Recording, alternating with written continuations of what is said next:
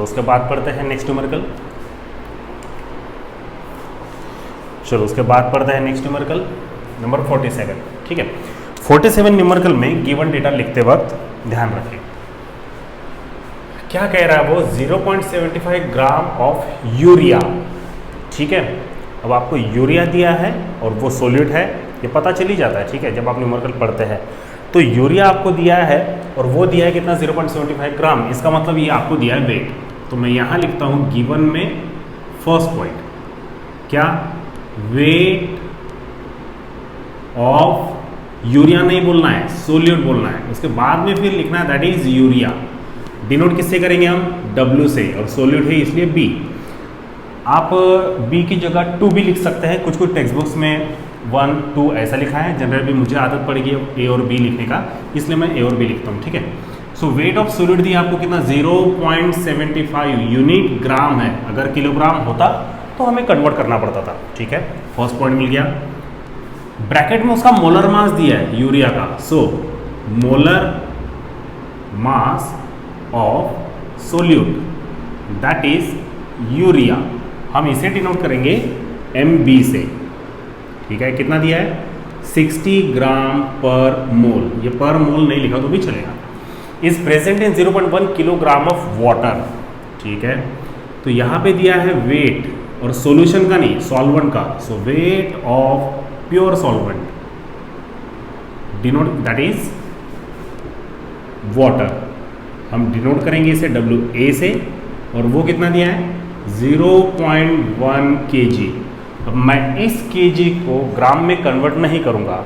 अगर आपने theoretical portion अच्छे से पढ़ा है तो आपको समझ में आ जाएगा कि क्यों नहीं करना है। ठीक है, then fourth point, it freezes at the same temperature as that of another solution which contains yellow.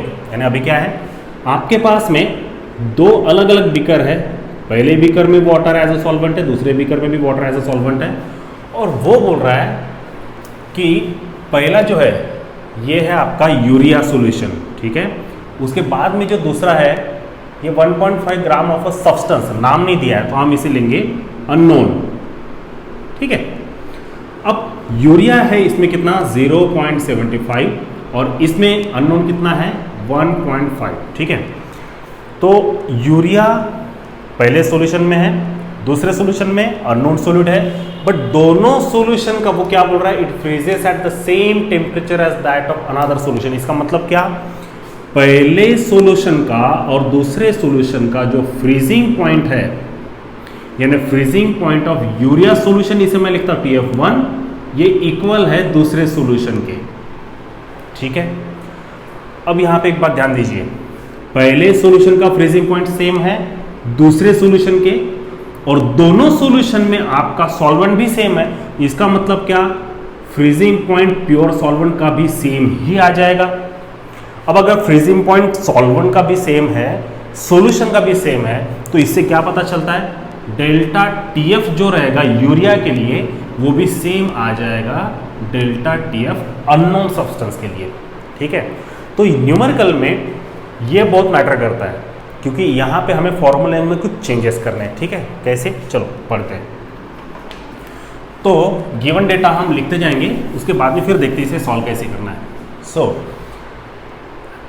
Which contain 1.5 gram of substance in 0.1 kilogram of water. ठीक है, सॉल्वेंट का वेट सेम है, तो मैं सिर्फ WA ही लिखूंगा, बट 1.5 ग्राम ऑफ सब्सटेंस मुझे wait लिखना पड़ेगा, तो मैं यहाँ पे लिखता हूँ वेट ऑफ अननोन सोल्यूट। ठीक है, अब दैट इज सब्सटेंस लिखने की जरूरत नहीं है, उसे डिनोट करेंगे हम WB से, बट ये दोनों सेम हो जाएंगे, इसलिए मैं WB1 लिखूंगा, WB2 लिखूंगा, और ये आपको दिया है 1.5 ग्राम। ठीक है, सॉल्वेंट का तो वेट सेम ही है। अब वो बोल रहा है calculate molar mass of the substance, यानी जो आपने अननोन सोल्यूट ऐड किया था सॉल्यूशन में, उसका मोलर मास कैलकुलेट करना है। So molar mass of unknown substance लिखिए या फिर अननोन सोल्यूट लिखिए, बात एक ही है। डिनोट करेंगे MB और ये क्वेश्चन मार्क, अब ये हो जाएगा MB1, ये हो जाएगा MB2। ठीक है, अब आपको यहाँ पे स्टेटमेंट क्या लिखना है, as the freezing point of both the solution as well as solvent is same, so delta TF 1 equals to हो जाएगा डेल्टा TF 2। ठीक है, ये आपको लिखना है। उसके बाद में डेल्टा TF 1 का वैल्यू लिखिए, क्या आएगा, KF into WB1 upon MB1, ये यूरिया के लिए है, इंटू WA इन kg। दोनों सॉल्यूशन में सॉल्वेंट का वेट सेम है, इसलिए मैंने WA1 नहीं लिखा। यहाँ पे क्या आएगा, KF into WB2 upon MB2 into WA इन kg।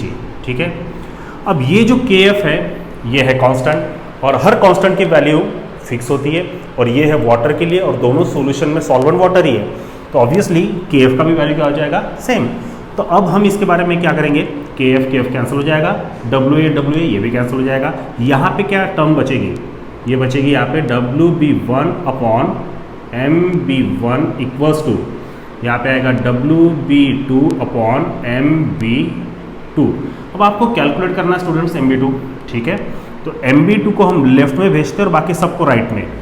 तो मैं यहाँ लिखता हूँ देयरफॉर MB2 इक्वल्स टू, ये देखिए MB2 लिखा हमने, फिर MB1 into WB2, MB1 into WB2 divided by, ये आएगा WB1।